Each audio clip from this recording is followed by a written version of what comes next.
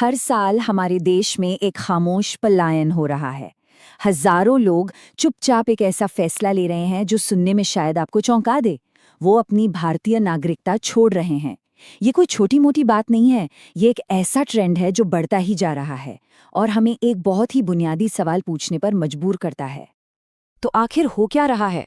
ऐसी क्या नौबत आ गई है कि लोग उस देश को, उस मिट्टी को छोड़ने पर मजबूर हो रहे हैं जहां वो पैदा हुए, पले बढ़े? देखिए, ये कोई आसान फैसला तो होता नहीं है। तो फिर वजह क्या है? चलिए आज इसी सवाल की गहराई में उतरते हैं और समझने की कोशिश करते हैं कि असल में चल क्या रहा है।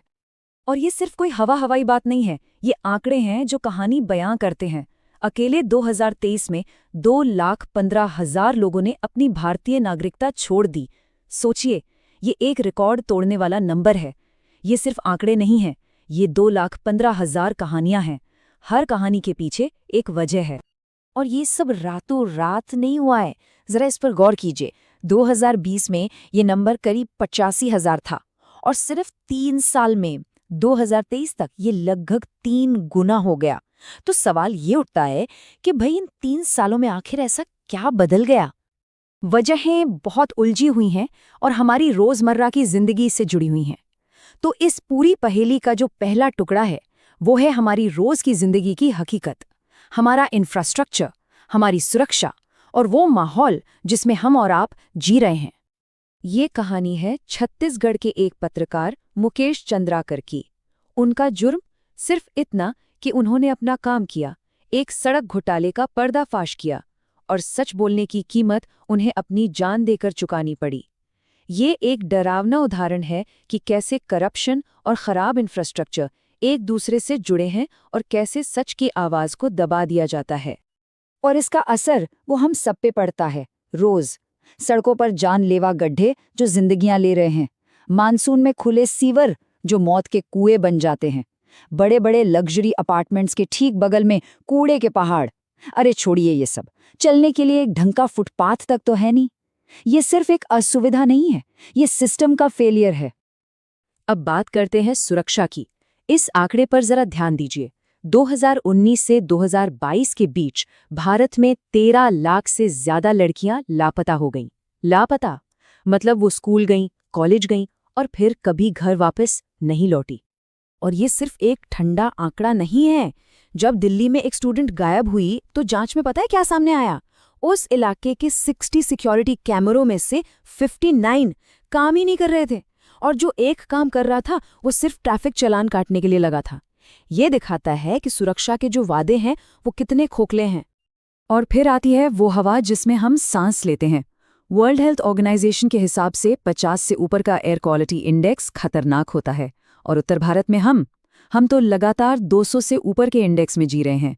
मतलब हम सब धीरे धीरे अपने फेफड़ों को जहर से भर रहे हैं, भले ही हमने अपनी जिंदगी में कभी सिगरेट को हाथ ना लगाया हो। और इसका एक छिपा हुआ बोझ भी है। पीने के पानी के लिए हमें वाटर प्यूरिफायर खरीदना पड़ता है, घर में साफ हवा के लिए एयर प्यूरिफायर चाहिए। और सबसे दुख की बात, हमारे बच्चे शायद कभी रात के आसमान में उतने तारे देख ही ना पाएं जितने हमने अपने बचपन में देखे थे। ये सिर्फ पैसे की लागत नहीं है, ये हमारी जिंदगी की क्वालिटी की लागत है।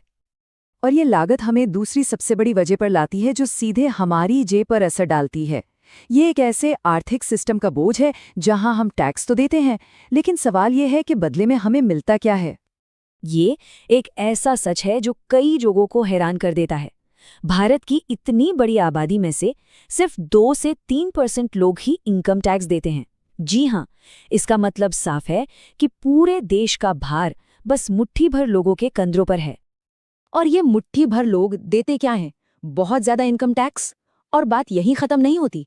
अगर आप 48 डिग्री की गर्मी में एक एयर कंडीशनर खरीदते हैं तो उसे लग्जरी मानकर उस पर 28% जीएसटी लगता है। और बदले में आपको क्या मिलता है? वही टूटी सड़कें, वही खराब सुरक्षा और वही जहरीली हवा पानी। यही वो फ्रस्ट्रेशन है जो लोगों को बाहर जाने पर मजबूर कर रही है। और इस फ्रस्ट्रेशन का नतीजा भी सामने है।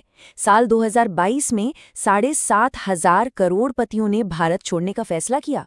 ये वो लोग थे जो देश की अर्थव्यवस्था में सबसे बड़ा योगदान दे सकते थे, लेकिन उन्हें लगा कि उनका सबसे अच्छा ऑप्शन यहां से चले जाना ही है। और ये सब हमें तीसरी और शायद सबसे गहरी जड़ पर लाता है, हमारा शासन, हमारा करप्शन और हमारी राजनीति।